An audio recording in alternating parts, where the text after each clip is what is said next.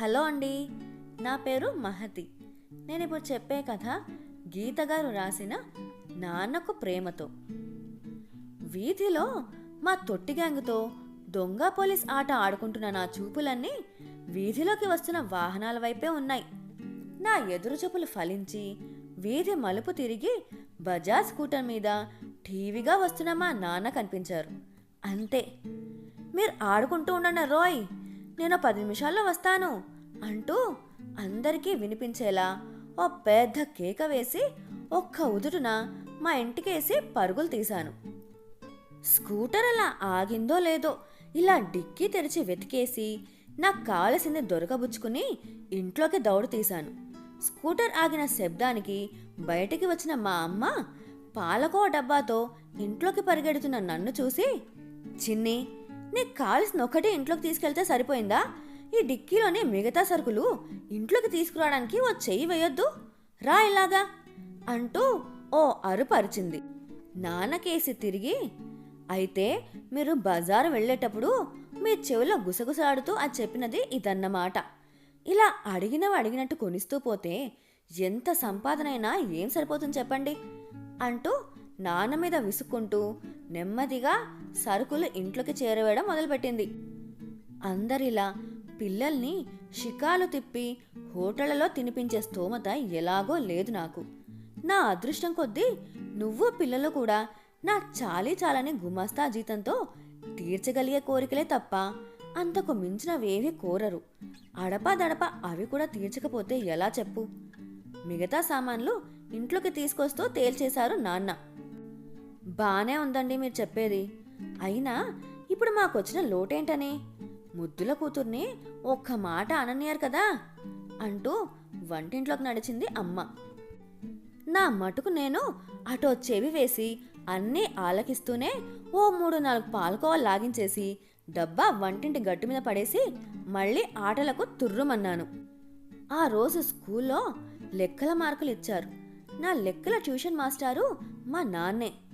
ఆయన ఇచ్చిన టార్గెట్కి కొంత తగ్గాయి మార్కులు తగ్గాయి అన్న బాధ కన్నా నాన్న ఏమంటారో అనే భయం పట్టుకుంది నాకు. అనుకున్నట్టే నాన్న గట్టిగానే కోపడ్డారు. ఎంతసేపు ఆటలు అల్లరి తప్పితే చదువు మీద ధ్యాస ఏది? పరీక్ష అంటే భయము భక్తి ఏడ్చింది అసలు. ఆన్సర్ పేపర్ చూసుకో, ఎన్ని సిల్లీ మిస్టేక్స్ చేశావో. చదువు మీద శ్రద్ధ లేకుండా ఏదో నా కోసం చదివితే ఇదిగో మార్కులు ఇలాగే ఏడుస్తాయి అంటూ ఓ కసురారు. ఈసారి తప్పకుండా అంటూ నేను ఏదో సన్నగా సణిగే లోపలే నాన్న నాకేసి సీరియస్గా చూసి అక్కడి నుండి వాకౌట్ చేసేశారు. అంతే, కడుపులోంచి దుఃఖం తన్నుకుంటూ వచ్చింది నాకు. ఇదేం విడ్డూరమే, ఆయన అన్న చిన్న మాటకి ఇవేం సోకాలు, ఇదేం వరస, లే ఊరుకో ఇంకా అంటూ గదిలోకొచ్చింది అమ్మ. అయినా నాకు తెలియక అడుగుతాను, నేను నెత్తి మీద ఓ 2 ఇచ్చినా దులిపేసుకు వెళ్ళిపోతావు. ఆయన ఒక్క మాట అంటే మాత్రం రోజుల తరబడి సోకాలు ఎడతాయి. ఎందుకే ఇంత అఘాయత పిల్లవేమే అని అమ్మ అంటుండగానే, ఆయన చెప్పిన దానికి కొన్ని మార్కులే కదా తగ్గాయి, మళ్ళీ ఈసారి తప్పకుండా ఆయన చెప్పినన్ని మార్కులు తెచ్చుకుంటానని చెబుతుంటే వినిపించుకోకుండా కోపడ్డారమ్మా అని ఉక్రోషంతో వెక్కిళ్ళు పెట్టాను. అలాగే తెచ్చుకుందుగానిలే, నేను చెబుతాను ఆయనతో, ఇంకా భోజనానికి నాడు అంటూ బలవంతంగా అన్నానికి లాక్కెళ్ళింది అమ్మ. అది 1987 ఏప్రిల్ నెల. బడికి వేసవి సెలవులు ఇచ్చారు. బామ్మగారి ఊరు వచ్చాం. మమ్మల్ని ఊళ్ళో దింపి వెళ్ళటానికి నాన్న కూడా వచ్చారు మాతో. ఆఫీస్లో ఓవర్ టైం అని, ఏవో పార్ట్ టైం ఉద్యోగాలని, ఎప్పుడో మేము నిద్రపోయే టైంకి కానీ ఇల్లు చేరని నాన్న మాకు దొరకడమే కష్టం. అటువంటిది మాతో పాటు సెలవులకి ఊరు వచ్చి మా అందరితో ఆయన అంత సమయం గడపడం మహదానందంగా ఉంది మాకు. పెందరాడే భోజనాలు ముగించుకుని అందరం ఆరు బయట పక్కలు వేసుకుని పడుకున్నాం. నాన్న నిద్ర రావడం లేదు. రేపు మమ్మల్ని నీ చిన్నప్పటి స్కూల్కి తీసుకెళ్ళి చూపిస్తానన్నావు కదా, ఆ కబుర్లు చెప్పు అంటూ అడుగుతున్న పిల్లల్ని చూసి, సరే వినండి అంటూ మొదలెట్టారు నాన్న. ఈ ఊరు చాలా చిన్న ఊరు కదా, అప్పట్లో ఇక్కడ 5వ తరగతి వరకే ఉండేది బడి. ఆపై చదువులు చదవాలంటే పక్క ఊరికి వెళ్ళాలి. అక్కడ కూడా 8వ తరగతి వరకే ఉండేవి క్లాసులు. ఆ పైన చదవాలంటే టౌన్కి వెళ్ళాల్సిందే మేము. 5వ తరగతి వరకు ఎలాగో కానిచ్చేశాం. కానీ 6వ తరగతికి వచ్చేసరికే వచ్చింది చిక్కు. పక్క ఊళ్ళో బడికి వెళ్ళాలంటే పడవలో కాలవ దాటి అవతలి ఒడ్డుకి వెళ్ళాలి. నా చిన్నప్పుడే మీ తాతగారు అంటే మా నాన్నగారు పోవడంతో మా చేతుల్లో అస్సలు డబ్బులుండేవి కాదు. పడవవాడికి ఇవ్వడానికి డబ్బులు లేక బట్టలు పుస్తకాలు నెత్తిమీద పెట్టుకొని నడుం లోతు నీళ్లలో నడుస్తూ అవతలి ఒడ్డుకి చేరి బట్టలు వేసుకుని స్కూల్కి వెళ్ళేవాళ్ళం అంటూ చెబుతున్న నాన్నని ఆపి, మరి మీ షూస్ జారి నీళ్ళలో పడిపోతేనో అంటూ నేను వేసిన ప్రశ్నకి చిన్నగా నవ్వి, ఆ రోజుల్లో మీలా మాకేమీ స్కూల్ యూనిఫారంలు షూజు లేవు. 10వ తరగతికి వచ్చేదాకా మాకు అసలు వేసుకోవడానికి చెప్పులు కూడా లేవు, తెలిసిందా? ఉత్తకాళ్ళతోనే నడవడం. అప్పట్లో మా ఊళ్ళో కరెంటు కూడా లేదు. ఇంట్లో ఉన్న 1-2 లాంతర్లతో అంతమంది పిల్లలం ఎలా చదువుకోవడం? అయితే మా పక్కింటి వాళ్ళకి ఒక చిన్న కిరాణా కొట్టుండేది. ఆ కొట్లో అసిస్టెంట్గా కూర్చుంటే కొట్లోని దీపం కింద చదువుకొనిచ్చేవారు. అలా వెళ్ళి అక్కడ కూర్చుని చదువుకునేవాడిని. ఇంకా 9వ తరగతికి వచ్చేసరికి టౌన్కి వెళ్ళి చదువుకోవడం మా తలకు మించిన పని అయిపోయింది. చదువు అంటే ఎంతో ఇష్టం, బాగా చదువుకోవాలని ఆశ. కానీ ఎలా? మా స్కూలు సీనియర్లు కొంతమంది టౌన్లో గది అద్దెకు తీసుకొని అక్కడ ఉండి చదువుకుంటున్నారని తెలిసి వాళ్ళని అడిగితే ఎంతో మంచి మనసుతో వాళ్ళ రూమ్లో నన్ను చేర్చుకోవడానికి ఒప్పుకున్నారు. అలా ఉండటానికి ఇల్లు దొరికింది. బాగా చదువుకుని స్కాలర్షిప్లు రావడంతో ఫీజుల భారం కొంత తగ్గింది. అంతకుముందు షాపులో పనిచేసిన అనుభవంతో ఓ 2 షాప్స్లో లెక్కలు రాసే పార్ట్ టైం పని దొరికింది. దగ్గరలో ఉండే ఓ టైలర్ దగ్గర బటన్లు అవి కుట్టే పని కూడా దొరికింది. అలా వచ్చిన డబ్బుతో నా వంతు రూమ్ రెంట్ కట్టి నోట్బుక్స్ అవి కొనుక్కునేవాడిని. క్లాస్మేట్స్ కొందరు తమ టెక్స్ట్ బుక్స్ ఇచ్చి సాయం చేసేవారు. అలా ఎలాగో బండి లాగించేసి స్కూల్ ఫైనల్ పాస్ అయ్యాను. ఇంకా చదువుకోవాలని ఉన్నా స్తోమత లేక అక్కడితో ఫుల్ స్టాప్ పెట్టి ఉద్యోగంలో చేరిపోయాను. అదర్రా పిల్లలు, నా స్కూల్ చదువు కథాకమామేషు. బాగా పొద్దుపోయింది, పడుకోండిక అంటూ ముగించారు నాన్న. అంతా విని సాలోచనగా నాన్నని చూస్తూ, నాన్న, నీది హ్యాపీ స్టోరీనా సాడ్ స్టోరీనా? What is the moral of the story అంటూ మరో ప్రశ్న పొడిచాను. నాకు వచ్చిన ధర్మ సందేహానికి నవ్వుతూ, నాది ఖచ్చితంగా హ్యాపీ స్టోరీనే. ఎంతోమంది మంచివాళ్ళు ఇచ్చిన సపోర్ట్తో నేను స్కూల్ ఫైనల్ దాకా చదువుకున్నాను. ఉద్యోగం చేసుకొని నా ఫ్యామిలీని పోషించుకుంటున్నాను. వాళ్లే లేకపోతే నేను ఈరోజు ఎలా ఉండేవాడినో కదా. మీరు కూడా కష్టపడి బాగా చదువుకోవాలి. మంచి ఉద్యోగం తెచ్చుకొని చదువుకోవడానికి డబ్బులు లేని వాళ్ళకి ఎంతో కొంత సాయం చేయాలి. పేదరికం వల్ల ఏ విద్యార్థి చదువు ఆగిపోకూడదు.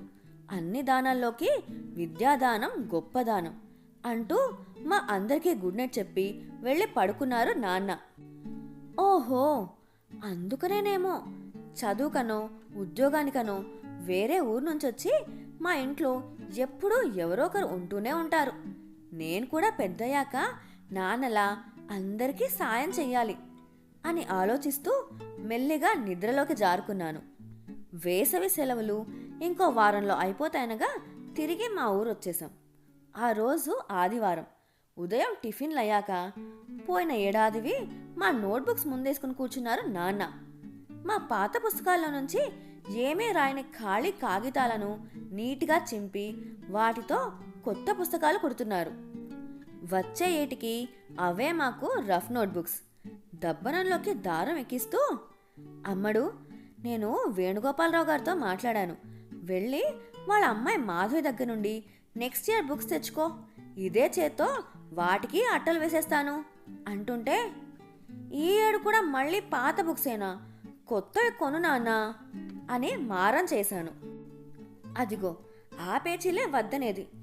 అన్నయ్య చెల్లయి పాత బుక్స్ వద్దని నీలాగే పేచీలు పెట్టారా అంటూ అమ్మ ఇంకా ఏదో అనేలోపే నాన్న కలగజేసుకుని, కొత్త అట్టలు వేసి ఎంచక్క నీకు ఇష్టమైన లేబుల్స్ వేస్తాన్రా, అప్పుడు చూడు నీ బుక్స్ కొత్త వాటికంటే బాగుంటాయి అంటూ ఇట్టే మురిపించి మరిపించడంతో సరేనని తలూపి నెక్స్ట్ ఇయర్ బుక్స్ తెచ్చుకోవడానికి మాధవి వాళ్ళ ఇంటికి తుర్రుమన్నాను. కోచింగ్ క్లాస్ నుంచి ఇంట్లోకి అడుగు పెడుతున్న నాకు నాన్న పెదనాన్నగాళ్ళ సంభాషణ చెవిన పడింది. ఆడపిల్లలకి అంత పెద్ద చదువులు ఎందుకురా, వాళ్ళకన్నా ఎక్కువ చదివిన వాళ్ళని తీసుకోవడం కష్టమైపోతుంది. ఆ తర్వాత ఊళ్ళో ఉన్న కాలేజీలో డిగ్రీ చేయించి పెళ్లి చేసేస్తే నీ బాధ్యత తీరిపోతుంది కదా. నాన్నకు నచ్చ చెబుతున్నారు పెదనాన్నగారు. ఆ రోజుల్లో మనం ఉన్న ఊళ్ళో బళ్ళు లేక ఆ ఊరు ఈ ఊరు తిరిగి ఆ పంచన ఈ పంచన చేరి నానా కష్టాలు పడి చదువుకున్నాం. అంతో ఇంతో వృద్ధిలోకి వచ్చాం. కానీ ఈ తరం పిల్లలు పోటీని ఎదుర్కొని మంచి ఉద్యోగాలు తెచ్చుకోవాలంటే మంచి కాలేజీల్లో పెద్ద చదువులు తప్పనిసరి. మన వందన చాలా తెలివైంది. ఇంటర్మీడియట్లో మంచి మార్కులు స్కాలర్షిప్లు తెచ్చుకుంది. దానికి ఇంజనీరింగ్లో సీటు ఎక్కడ వస్తే అక్కడికి పంపి చదివిస్తాను. నేను నా పిల్లలకి ఇవ్వగలిగే ఆస్తి చదువే అన్నయ్య.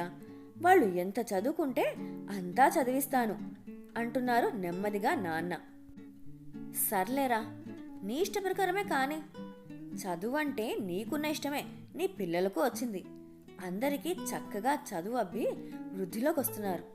డబ్బేమైనా అవసరమైతే చెప్పు, మొహమాట పడకు అంటున్న పెదనాన్నగా నాపి, లేదన్నయ్య, పిల్లల చదువులకని వేర్వేరు చీటీలు కట్టాను. ఆ డబ్బులున్నాయి. అవి కాక పండగ బోనస్లు అవి వచ్చినప్పుడు వాళ్ళ పేర తీసుకున్న బాండ్లు ఉన్నాయి.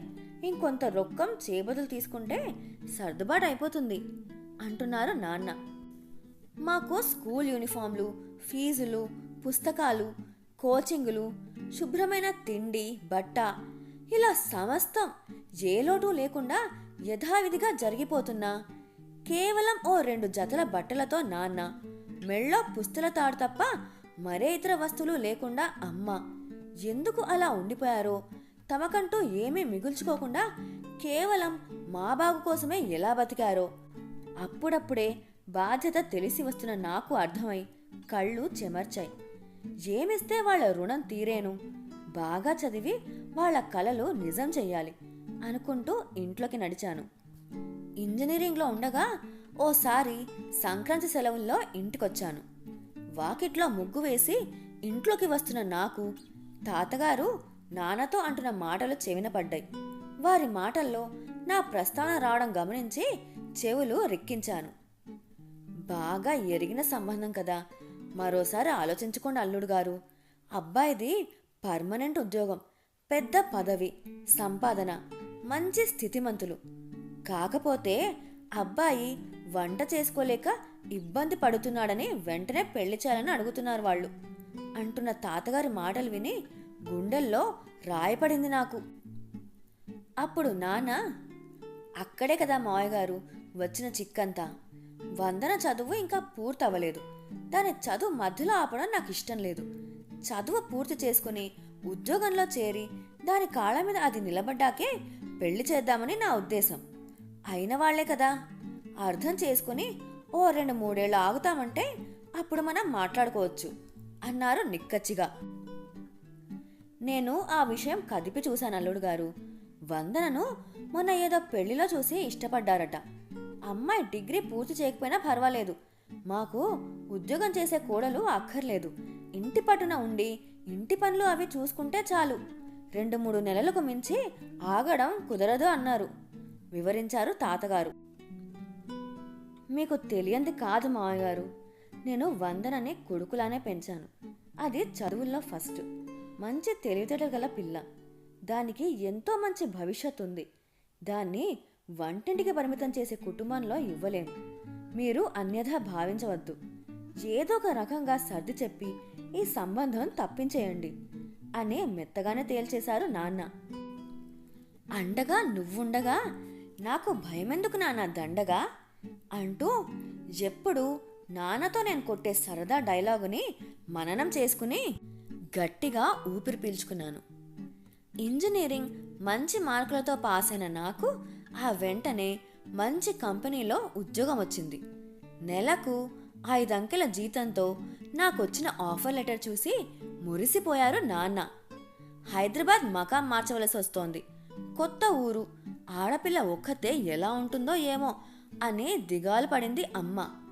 అలా ఉద్యోగరీత్యా హైదరాబాద్లో ఓ రూమ్లో మకాం పెట్టిన నన్ను అట్టే ఆలస్యం చేయకుండా మంచి సంబంధం ఒకటి చూసి ఓ ఇంటిదానే చేసేశారు అమ్మా నాన్న. ఆఫీస్ నుండి ఉసూర్మంటూ ఇల్లు చేరేసరికి 7 దాటిపోయింది. నా కోసమే ఎదురు చూస్తున్న నా చిట్టి తల్లి గబగబా పాకుంటూ వచ్చి నా చంకెక్కేసి ఆపై వదల్లేదు నన్ను. దాన్ని చంకనేసుకునే ఆ పని ఈ పని తెముల్చుకొని కాస్త అలా కూర్చున్నానో లేదో నాన్న దగ్గర నుండి ఫోను. ఏరా, ఈ మధ్య ఫోను లేవు, అంతా కులాసాయేనా? చంటిది అల్లుడు గారు బాగున్నారా అంటూ చల్లని పలకరింపు. ఆఫీస్లో పని చాలా ఎక్కువైంది నాన్న. ఇంట్లో చంటి పిల్ల ఎదురు చూస్తోందని తెలిసి కూడా ఆఖరి నిమిషంలో ఆ పని ఈ పని చెప్పి లేట్ చేసేస్తాడు నాన్న మా బాసు. పరమ చాదస్తుడు, శాడిస్టు. విసుగొచ్చేస్తోంది. జాబ్ మారిపోదామని చూస్తున్నాను అన్నాను ఉయ్యాలలో పిల్లని ఊపి నిద్రపుచ్చుతూ. వందన, బాసు కష్టాలు లేనిదెవరికి? ఆ రోజుల్లో మావి ఏవో వానాకాలం చదువులు, అరకొర జీతాలతో దొరక్క అబ్బరంగా దొరికే చిరు ఉద్యోగాలు. మీలా కాస్తకి కూస్తకి ఉద్యోగాలు మారే అవకాశం మాకు లేదు కాబట్టి బాసు ఎలాంటి వాడైనా సర్దుకుపోయేవాళ్ళం. కొన్నాళ్ళకి పరిస్థితులు అవే చక్కబడేవి. అయినా అమ్మడు, ఇలా చిన్న చితక కష్టాలకి భయపడి మంచి జీతం, ఎన్నో ఫెసిలిటీస్ ఉన్న అంత మంచి కంపెనీలో ఉద్యోగం మానుకుంటావా చెప్పు? ఆ వెళ్ళే కొత్త జాబ్లో మాత్రం అన్నీ బాగుంటాయని గ్యారంటీ ఏంటి? అతిగా ఆలోచించి మనసు పాడు చేసుకోకు, ధైర్యంగా ఉండు, అన్నీ అవే సర్దుకుంటాయి అంటున్న నాన్న మాటలు వింటూ ఆలోచనలోకి జారుకున్నాను. నిజమే కదా, కొత్త చోట కూడా ఇలాంటి త్రాషుడే తగిలితేనో? భయపడి పారిపోతే ఎలా? నాన్న చెప్పినట్టు ఓర్పుతో పరిష్కరించుకోవడమే బెటర్ అనుకుంటూ ఫోన్ పెట్టేశాను.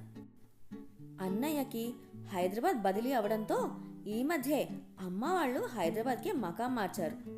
ఆఫీస్ నుండి ఆగమేఘాల మీద అమ్మ వాళ్ళింటికి చేరాను. సోఫాలో కూర్చుని వార్తలు చూసిన నాన్న పక్కన చేరి నా బ్యాగ్లో నుండి ప్రమోషన్ లెటర్ తీసి ఆయన చేతికిచ్చాను. ఆ లెటర్ తీసుకుని చదివిన నాన్న కళ్ళు మెరిశాయి. నా గొంతు విని లోపల నుంచి వచ్చిన అమ్మతో, చూడవే, వందనకి ప్రమోషను, మంచి ఇంక్రిమెంటు వచ్చాయి. నా సర్వీస్ చివర్లో కూడా ఇంత జీతం అందుకోలేదు నేను అని చెప్పి, చాలా సంతోషంరా అమ్మడు, ఇలాగే కష్టపడి పనిచేసి ఇంకా మంచి పేరు తెచ్చుకోవాలి అంటూ భుజం తట్టారు నాన్న. ప్రమోషన్ వచ్చిన దానికన్నా ఎక్కువ సంతోషం వేసింది ఆయన కళ్ళల్లో తొణికిసలాడిన ఆనందాన్ని, గర్వాన్ని చూసి. సేపటికి భోజనాలు వడ్డించాను రండి అని అమ్మ పిలిస్తే టీవీ కట్టేసి వెళ్ళి భోజనాలకి కూర్చున్నాం. అన్నం కలుపుకుంటూ నాన్న, వందు, నీకు మొన్న చెప్పాను కదా, మా ఆఫీసు ప్యూను సడన్గా పోవడంతో ఫీజులు కట్టలేక వాళ్ళ పిల్లలు డిగ్రీ మధ్యలో ఆపేయాల్సిన పరిస్థితి వచ్చిందని. ఆ కాస్త డిగ్రీ పూర్తయిందంటే ఏదో ఒక ఉద్యోగం చూసుకుని వాళ్ళ అమ్మని, కుటుంబాన్ని వాళ్లే చూసుకుంటారు.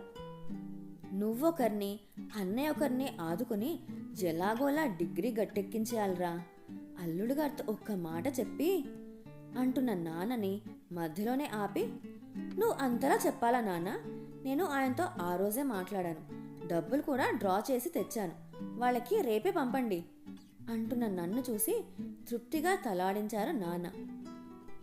మాకు ఇహానికి కావలసిన చదువు సంధ్యలు, విద్యాబుద్ధులు, ఉద్యోగాలు అన్నీ ఏర్పాటు చేసిన నాన్న పరానికి కావలసిన పుణ్యం, పరమార్థాలను కూడా ఏర్పాటు చేస్తున్నారు. మా నాన్న బంగారం అనుకున్నాను మనసులోనే. ఆ రోజు బాలల దినోత్సవ వేడుకలు జరుగుతున్నాయి మా చిట్టి స్కూల్లో. పేరెంట్స్కి ఏర్పాటు చేసిన కుర్చీలలో కూర్చొని చూస్తున్నాం నేను, మా వారు. కొంతసేపటికి స్టేజీ మీదకి వచ్చిన మా అమ్మాయి తనకిచ్చిన surprise topic my hero my role model మీద స్పీచ్ మొదలుపెట్టింది. తన తండ్రి తన హీరో అంటూ ఆయన తనకి ఎప్పుడూ అండగా ఉండి ఎలా స్ఫూర్తినిస్తారో, నాన్నంటే తనకి ఎందుకు అంత ఇష్టమో తనకు చేతనైన 4 చిన్న మాటల్లో అనర్గళంగా ఏకరో పెట్టేసింది. నేను ఆఫీస్ నుండి ఇంటికి వచ్చింది మొదలు పడుకునే వరకు నన్నే అంటిపెట్టుకొని నా చంక దిగని ఈ అమ్మ కూచి సడన్గా ఇలా నాన్న కూచి ఎప్పుడు మారిందబ్బా అని ఆశ్చర్యపోవడం నా వంత అయింది. కూతురి వాగ్ధాటిని, అది తనపై కురిపిస్తున్న ప్రేమనే చూసి మురిసిపోతున్న మా వారితో ఒకంత అక్కసుగా గోరు ముద్దలు తినిపించడం, హోంవర్కులు చేయించడం, రోగం రొష్టు వస్తే సేవలు చేయడం, ఇదంతా ఏమో నా పని. దాన్ని నెత్తికెక్కించుకుని గారాబం చేసి దాని నుంచి మార్కులు కొట్టేయడం మీ పని అని నవ్వుతూ అంటున్న నాకు ఎందుకో అమ్మ మాటలు గుర్తుకొచ్చాయి. నానా చాకరీ చేయడానికేమో అమ్మ కావాలి, మెచ్చి మేకతోలు కప్పి ప్రేమ ఒలకబోసేది మాత్రం నాన్న మీద. మీ ఆడపిల్లలు అంతా ఇంతేనే, రేపు నీకు కూడా పుడతారుగా పిల్లలు, నీ కూతురు కూడా నీలాగే నాన్న కూచి అవ్వకపోతుందా, నేను చూడకపోతానా అంటుండేది ఆవిడ. నిజమే కదా, అచ్చమైన నాన్న కూచిలా అయిందానికి కాందానికి అడ్డంగా నాన్నని వెనుకేసుకొచ్చి ఎన్నిసార్లు అమ్మని దబాయించాను. అది సరదాకైనా సరే, చేసిన పాపం ఊరికే పోతుందా అనుకుంటూ నవ్వుకుంటున్న నా దగ్గరికి ప్రోగ్రాం అవుతూనే పరిగెత్తుకు వచ్చిన మా అమ్మాయి ఎలా ఉందమ్మా నా స్పీచ్ అని అడిగింది. దాని బుగ్గలు పిండుతూ బాగుందే నాన్న కూచి అన్నాను. టక్కున వాళ్ళ నాన్న మెడ చుట్టూ చేతులు వేసి నాన్న కూచినా, అదేమి కాదు, అయినా మీ నాన్న నీకు హీరో అయితే మా నాన్న నాకు హీరో కదా అమ్మా అంటూ లాజిక్ మాట్లాడుతున్న చిట్టితో, పోవే, మీ నాన్న నీకు గొప్పేమో కానీ మా నాన్నే అందరికన్నా గ్రేట్ తెలుసా, మా నాన్న హీరోలకే hero, my dad is the best అన్నాను దాన్ని ఉడికిస్తూ. నన్ను మింగేసేలా ఓ చూపు చూసి, అమ్మ దోస్త్ కటిఫ్, పద నాన్న మనం ఐస్ క్రీమ్ తిందాం, అమ్మకేమీ కొనపెట్టొద్దు అంటూ నాన్న చేయి పట్టుకొని ఐస్ క్రీమ్ షాప్ కేసి లాక్కెళ్తున్న మా అమ్మాయిని, దాన్ని ఉడుకుమోతనాన్ని చూస్తే నవ్వు ఆగలేదు నాకు. కూతురుని మురిపెంగా చూసుకుంటూ ఐస్ క్రీమ్ తింటూ అది చెబుతున్న కబుర్లన్నీ సంబరంగా వింటున్న మా వారి ఆనందాన్ని చూస్తుంటే ఏ కూతురికైనా తన తండ్రే కదా హీరో. నాన్నకు ప్రేమతో కూతురు ఇచ్చే ఈ మా నాన్న గ్రేట్ అనే అవార్డును మించి ఏ తండ్రైనా కోరుకునేది ఏమీ ఉండదేమో అనిపించింది.